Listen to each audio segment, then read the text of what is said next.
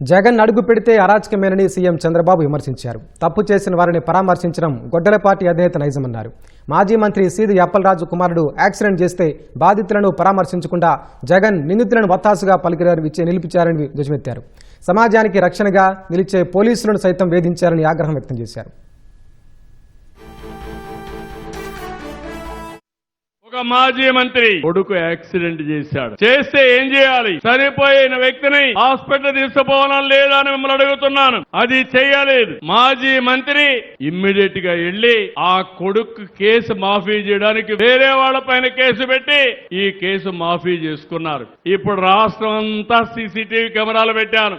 ఎవడైనా దొంగతనం చేసినా, నేరాలు ఘోరాలు చేసినా కబద్దార్ మూడో నేత్రం వెంటనే ఉంటుంది. ఎవరు తప్పించుకోలేరు. అందులో మొత్తం వచ్చాయి. వస్తే ఈయనంటాడు చాలా చిన్న పిల్లోడు చంపేశాడు, ఏమవుతుందని మాట్లాడతాడు. మొన్న దానిపైన చూడడానికి పోయి రోడ్డంతా స్తంభింపజేస్తూ వెళ్లారు. విశాఖపట్నం నుంచి 1 గంట జర్నీ, 7 గంటలు వెళ్లారు. అక్కడ ఒక పోలీస్ ఆఫీసర్, ఒక మహిళ, ప్రజలను కాపాడవలసిన మహిళ, అలాంటి మహిళ పట్ల అసభ్యంగా ప్రవర్తిస్తారు.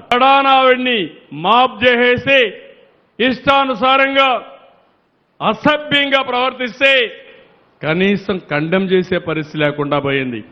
నేను అడుగుతున్నా మిమ్మల్ని, పోలీస్ ఆఫీసర్కి, మహిళా పోలీస్ ఆఫీసర్కే రక్షణ లేకపోతే మీకు రక్షణ ఉంటుందా? మహిళలు మీరే ఆలోచించమని కోరుతున్నా.